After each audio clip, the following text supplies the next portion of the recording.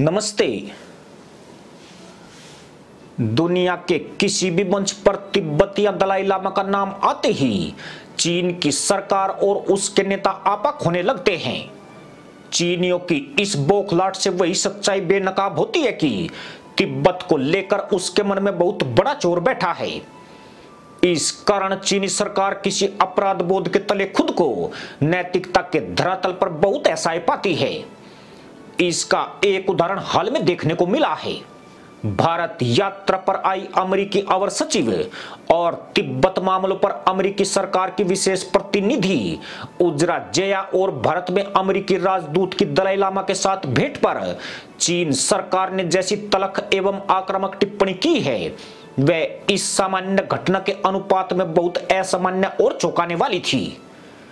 चीनी दूतावास ने इस भेंट पर त्वरित प्रतिक्रिया में इसे अमेरिकी प्रतिनिधि की चीन विरोधी आक्रामक कार्रवाई और अमेरिका द्वारा चीन के अंदरूनी मामलों में हस्तक्षेप बताया है।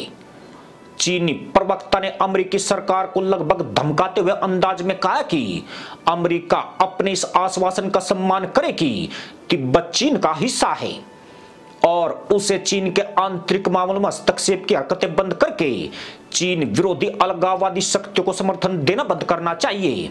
चीन की इस आक्रामक प्रतिक्रिया का एक और रोचक पहलू यह रहा कि इस बार चीनी दूतावास ने अपने बयान में तिब्बत की बजाय उसके लिए चीनी नाम शिजांग का उपयोग किया है। यह चीन सरकार की उस नई रणनीति को दर्शाता है जिसके तहत चीन अंतर्राष्ट्रीय विमर्श से तिब्बत शब्द के अस्तित्व को ही खत्म करने पर आमादा है। अब तिब्बत पर चीन की सरकारी प्रतिक्रियाओं में तिब्बत की बजाय चीनी नाम शिजांग का इस्तेमाल ठीक उसी प्रकार किया जाने लगा है जैसा चीन ने 1949 में पूर्वी तुर्किस्तान पर कब्जा जमाने के बाद उसके लिए चीनी नाम शिजांग का इस्तेमाल करके किया था। चीन की उस नीति का परिणाम यह हुआ कि धीरे धीरे विश्व समुदाय यह भूल चुका है कि 1949 से पहले पूर्वी तुर्किस्तान एक स्वतंत्र देश था जिस पर माओ की पीपुल्स लिबरेशन आर्मी ने जबरन कब्जा कर लिया था। इसके एक साल बाद ही चीन ने विश्व समुदाय के देखते देखते एक स्वतंत्र पड़ोसी देश तिब्बत पर भी कब्जा जमा लिया था। उजरा जेया और दलाई लामा की ताजा भेंट पर चीन की तीखी प्रतिक्रिया को अगर पिछले कुछ वर्षों की अंतर्राष्ट्रीय घटनाओं के संदर्भ में देखा जाए तो मामला समझना बेहद आसान हो जाता है। चीन के रास्ते अरबों डॉलर कमाने को लालियत अमेरिकी अंतर्राष्ट्रीय कंपनियां और चीन समर्थक लॉबी गुटों के दबाव में आकर पिछली कई अमेरिकी सरकारें अपने तिब्बत प्रेम को भुलाकर बीजिंग की मिजाज पुरसी वाले बयान देती रही है। इस बीच पश्चिमी पूंजी और व्यापार के बूते चीन के आर्थिक एवं सामरिक रूप से ताकतवर होने के बाद अमेरिका चीन हनुमान समाप्त होने पर अब अमेरिकी सरकारों को चीन के मुकाबले अपनी कमजोरी का एहसास होने लगा है। लिहाजा अब अमेरिका की नई रणनीति चीन की ऐसी हर कमजोरी को अपने हित में साधने पर टिकी है जिसका इस्तेमाल करके वह चीन के मुकाबले अपना अंतर्राष्ट्रीय वर्चस्व कायम रख सके। चीनी आक्रामकता से पीड़ित भारत, ताइवान, जापान और ऑस्ट्रेलिया जैसे देशों के साथ नए सामरिक और आर्थिक गठजोड़ बनाने की अमेरिकी पहल भी उसी रणनीति का हिस्सा है। दक्षिणी चीन सागर और आसियान देशों में चीनी आतंक ने भी भारत जैसे देशों के लिए अनुकूल स्थिति उत्पन्न की है। अपनी नई रणनीति के तहत अमेरिका ने पिछले कुछ वर्षों में तिब्बत और पूर्वी तुर्किस्तान पर कुछ नए कानून बनाए हैं जिनके तहत वह चीन के औपनिवेशिक कब्जे में फंसे देशों के लिए अंतरराष्ट्रीय माहौल बनाने में जुटा हुआ है। इनमें से एक कानून में अगले दलाई लामा के अवतार की नियुक्ति के सवाल पर चीन सरकार को सीधी चुनौती दी गई है, तो वहीं अमेरिकी संसद में तिब्बत को एक कब्जाया हुआ देश बताने संबंधी विधायी प्रस्ताव आगे बढ़ाया गया है। ऐसे ही दो कानून शिजियांग के समर्थन में बनाए जा चुके हैं।